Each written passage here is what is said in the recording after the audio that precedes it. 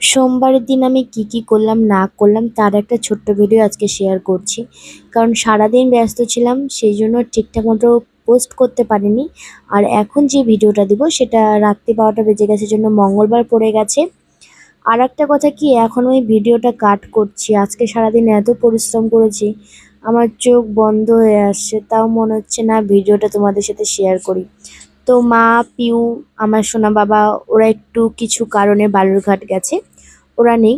তো সেই জন্য দুপুর থেকে শুরু হয়ে গেছে আমার কাজ। মা তো সকালবেলা রান্নাবাড়ি করে গেছে, তারপর দুপুরবেলা সবাই খাওয়া দাওয়া করলো, বাসনগুলো রেখে দিয়েছিলাম। তারপর সেই বাসনগুলো মাজলাম, মেজে টেজে তারপর নিজের জন্য চা করলাম। কৌটোরে একটু চা খেলাম টিভি দেখতে দেখতে। তারপর কিছুক্ষণ টিভি দেখার পর তারপর টিভি বন্ধ করে দিয়ে আবার রান্নাঘরে চলে আসলাম, কারণ রাতের ভাত রান্না করতে হবে। তারপর আমার খাওয়ার তৈরি করব, যেহেতু সোমবার আমি তো ভাত খাই না। তো বাবা কাকাদের জন্য ভাত করলাম, আর তরকারি ছিল সেগুলা গরম করলাম, আর হচ্ছে পাঁপড় ভাজলাম। তারপর দেখছি খুঁজে খাজে আরো কিছু বাসন বেরোচ্ছে ফ্রিজ থেকে, সেগুলো আবার মেজে নিলাম। তারপর রান্নাবাড়ি করার পর গ্যাস ট্যাস পরিষ্কার করে আমার জন্য করলাম লুচি আর সাদা আলুর তরকারি, যেটার মধ্যে আমি কিচ্ছু দেই না, শুধু সন্দক লবণ দিই আর সাদা তেল দিয়ে করি, আর হচ্ছে ফোড়নে একটু কালো জিরা দিই, ব্যাস। আর কিচ্ছু দিই না, কারণ সিম্পলি ভালো লাগে সাদা আলুর তরকারিটা।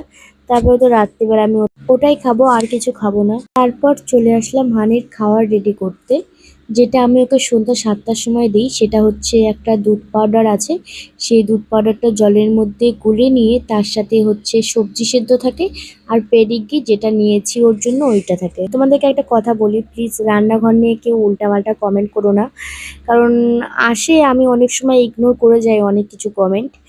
আসলে অনেক দিনের বাড়িঘর তো, সেই জন্য। নতুন বাড়িঘর হলে হয়তো একটু চকচক হতো। আমাদের হানি এখন অনেক কিছু পারে, অনেক কিছু শিখে গেছে। প্রথমে ওকে খাবার দিই, দিয়ে বলে আগে হ্যান্ডশেক কর। প্রথমে হ্যান্ডশেক করবে, তারপর খাবার খাবে, আর যতক্ষণ ধরে না বলবো ততক্ষণ ধরে খাবে না। আর একটা কথা তোমাদের সাথে শেয়ার করি, মানুষের থেকে পশু কেন ভালো জানো? আজকে আমি যতক্ষণ রান্নাঘরে ছিলাম, বারান্দায় ফ্যান চলে ওর জন্য সারাক্ষণ।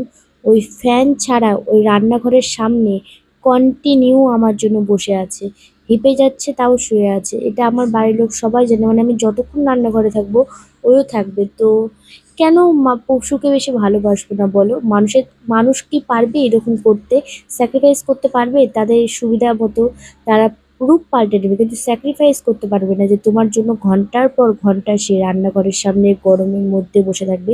কিন্তু সে থাকে, হানি থাকে, আর কেউ থাকুক যে না থাকুক, সে আমার জন্য তো বসে থাকবে। হ্যাঁ, এখন যদি কেউ বলে, হ্যাঁ আমি হানিকেই বেশি ভালোবাসি, কারণ আমি মনে করি যে হচ্ছে, হ্যাঁ, তাই বলে কি আমি সবাইকে ভালোবাসি না? অবশ্যই ভালোবাসি, কিন্তু হানি এখন আমার জীবনের মেন পার্ট।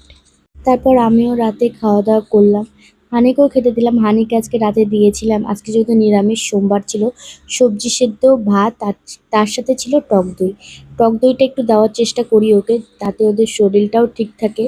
তো টক দই হানিও খেতে ভালোবাসে, সোনা বাবাও খেতে ভালোবাসে, আমিও খেতে ভালোবাসি।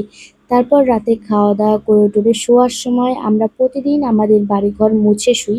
তো প্রতিদিন সেটা পিউ করে, আজকে যেহেতু পিউ নেই সেটা আমি করলাম। তো বাড়িঘর মুছে টুছে দিয়ে তারপর বিছানা টিছানা করে টরে তারপর দেখলাম যে মুখের খুব খারাপ পরিস্থিতি, এতক্ষণ ধরে কাজ টাজ করে খুব খারাপ পরিস্থিতি হয়ে গেছে। তারপর আমি নিজে ফ্রেশ হলাম, হয়ে টয়ে মুখে কিছু মেখে নিলাম। আমি শুধু মুখে বোরোপ্লাস মাখি, আর কিচ্ছু ব্যবহার করি না। আমি গোটা দিনে কিচ্ছু মাখি না, সারাদিনে। শীতের সময় ব্যবহার করি, কিন্তু গরমে আমি কিচ্ছু ব্যবহার করি না। রোদে বেরোলে সানস্ক্রিন ব্যবহার করি, কিন্তু বাড়িতে থাকলে কিচ্ছু ব্যবহার করি না। আর রাতে শোয়ার সময় বোরোপ্লাস মাখি, সকালবেলা মুখটা ধুয়ে নিই। তো চলো সবাই, এই ভিডিওটা এখান থেকে শেষ করলাম। ভালো লাগলে অবশ্যই একটা লাইক কমেন্ট করে দিও। সবাই ভালো থেকো, সুস্থ থেকো। আবার চেষ্টা করব নতুন নতুন ভিডিও নিয়ে আসার। তোমরা যেন বোরিং না হও, সেই চেষ্টাটা আমি করি। তোমরা খালি একটু আমার পাশে থেকো, তাহলেই হবে। সবাইকে আজকের মতো গুড নাইট, আর বক বক করলাম না। টাটা সবাইকে।